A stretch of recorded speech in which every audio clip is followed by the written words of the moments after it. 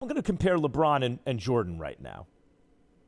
Because my response, I quote tweeted Ben Dietrich and said, off almost 2 years, not really prime MJ, following year in B-ball shape, swept Shaq, Penny, 60-win Magic, and B64-win Sonics for title. I recall LeBron outplayed by Dirk Nowitzki in a finals series loss, also KD. I wrote 2019, meant 2018. Okay, so, and I told him he has to come on this show to defend his heresy, Raj. But it got me to thinking, like, in comparing MJ to LeBron, you have some analytics who like LeBron more because LeBron can start with less and get you closer to a championship. And you have some analytics that like Jordan more because Jordan was a more efficient offensive player per possession and he was a more consistently excellent defensive player, if not more versatile defensive player because LeBron's bigger. But if you said who had more value as a defender, LeBron or Jordan, I'd say Jordan.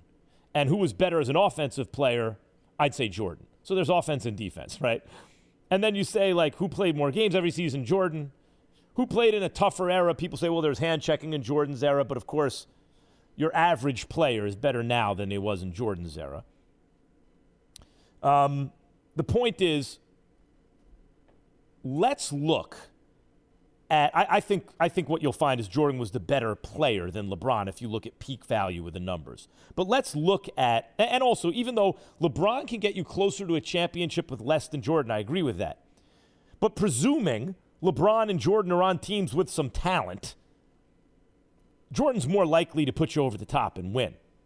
So let's look at seasons where LeBron and Jordan had no excuse seasons. Where they had, of course, there's always a reason that you lose. There's an excuse to lose. But what I mean is no legitimate excuse reason. So what do I mean? Let me start with LeBron in case you think I'm being biased here, okay?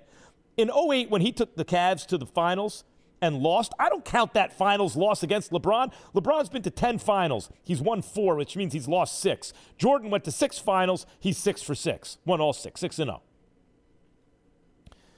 Jordan has 6 finals MVPs, LeBron 4. But in some of those losses, they gave some other guy the finals MVP because they didn't want it to give it to a guy on a losing team when LeBron really deserved it, right? So that's a legitimate excuse for LeBron. Why didn't he win finals MVP? Because the voters are too scared to admit that he was the best player in the Warriors series, but since Iguodala played defense on LeBron, they give it to Iguodala. Ridiculous. Of course LeBron was the MVP of that series. I'm not like biased against LeBron. Let's start in 2008. He takes the Cavs to a championship series, but loses. He's not playing with any other All-Stars. Of course they're going to lose.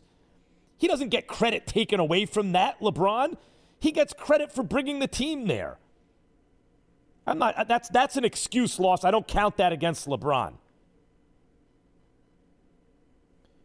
Let's look at some more excuse losses. Legitimate. I don't count it against him.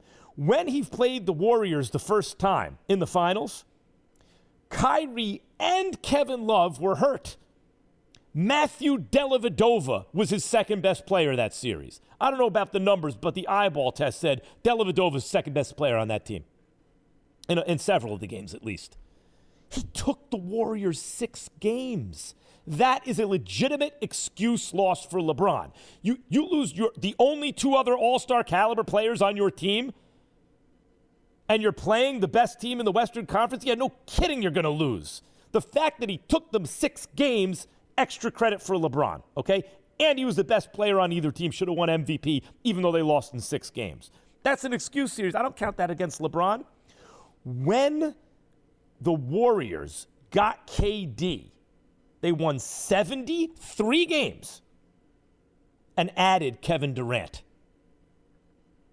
LeBron had no chance to beat that team. I do not hold that against LeBron, either in 2017 or 2018. You can't hold it against him. It's not fair. No team was going to beat that Warriors team.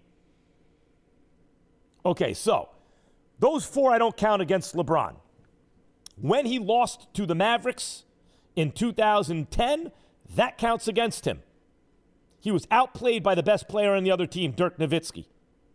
And he lost. Well, he was still learning. I don't want to hear it. He got to the finals. He had Dwayne Wade and Chris Bosh. He had good complementary pieces. He had a great coach. He lost because the other team had a player better than he was, among the other reasons. That counts against. And then against the Spurs, when he lost to the Spurs, the Spurs played a beautiful brand of basketball. LeBron has no excuses. He had his team comparable in talent.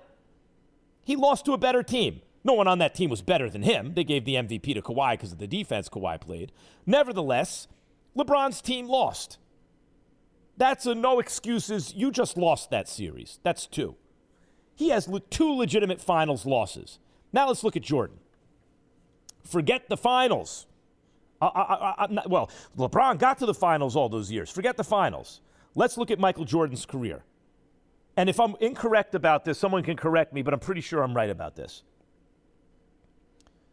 Michael Jordan played 8 seasons with another All-Star.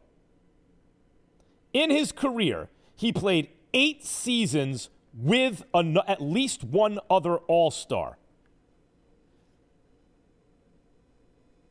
He won 6 championships. The first time he played with another All-Star was Scottie Pippen.